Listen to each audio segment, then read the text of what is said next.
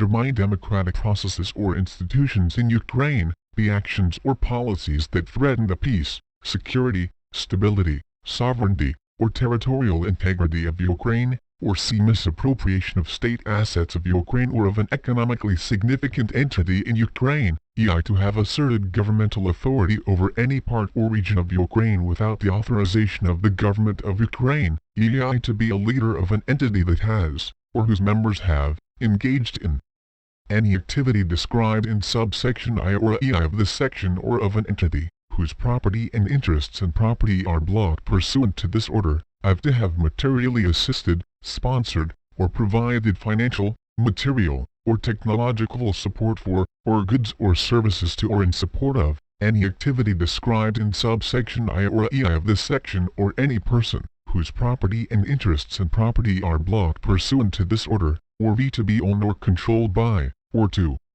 have acted or purported to act for or on behalf of, directly or indirectly, any person, whose property and interests and property are blocked pursuant to this order. B. The prohibitions in subsection of this section apply except to the extent provided by statutes, or in regulations, orders, directives, or licenses, that may be issued pursuant to this order, and notwithstanding any contract entered into or any license, or permit granted prior to the effective date of this order.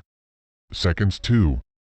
I hereby find that the unrestricted immigrant and non-immigrant entry into the United States of aliens determined to meet one or more of the criteria in subsection 1 of this order would be detrimental to the interests of the United States, and I hereby suspend entry into the United States, as immigrants or non-immigrants, of such persons.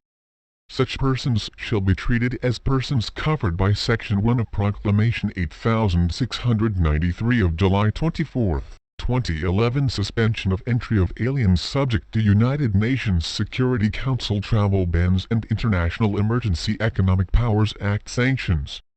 Seconds 3. I hereby determine that the making of donations of the type of articles specified in Section 203b2 of IEEPA 50 U.S.C. 1702b2 by, to, or for the benefit of any person, whose property and interests and property are blocked pursuant to Section 1 of this order would seriously impair my ability to deal with the national emergency declared in this order, and I hereby prohibit such donations, as provided by Section 1 of this order. Seconds 4. The prohibitions in Section 1 of this order include but are not limited to, of the making of any contribution or provision of funds, goods, or services by, to, or for the benefit of any person, whose property and interests and property are blocked pursuant to this order, and b. the receipt of any contribution or provision of funds, goods, or services from any such person. Seconds 5. A. Any transaction that evades or avoids, has the purpose of evading or avoiding, causes a violation of, or attempts to violate any of the prohibitions set forth in this order is prohibited. B. Any conspiracy formed to violate any of the prohibitions set forth in this order is prohibited. Seconds 6.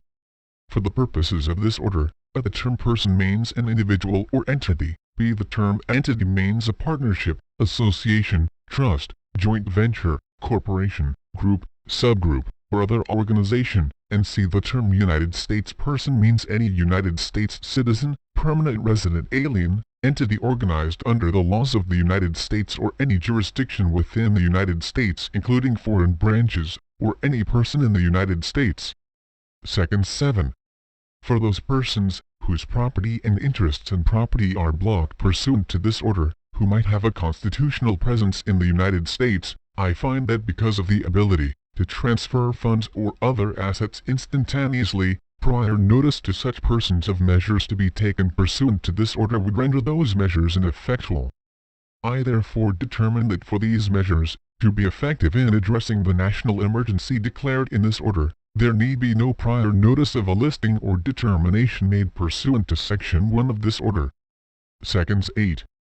The Secretary of the Treasury, in consultation with the Secretary of State, is hereby authorized to take such actions, including the promulgation of rules and regulations, and to employ all powers granted to the President by IEEPA, as may be necessary to carry out the purposes of this order. The Secretary of the Treasury may redelegate any of these functions to other officers and agencies of the United States government consistent with applicable law. All agencies of the United States government are hereby directed to take all appropriate measures within their authority to carry out the provisions of this order. Sections 9. The Secretary of the Treasury, in consultation with the Secretary of State, is hereby authorized to submit the recurring and final reports to the Congress on the national emergency declared in this order, consistent with Section 401C of the NEA 50 U.S.C. 1641C and Section 204C of IEEPA 50 U.S.C. 1703C. Sections 10. This order is not intended to, and does not, create any right or benefit, substantive or procedural, enforceable at law or in equity by any party against the United States, its departments, agencies, or entities, its officers, employees, or agents, or any other person,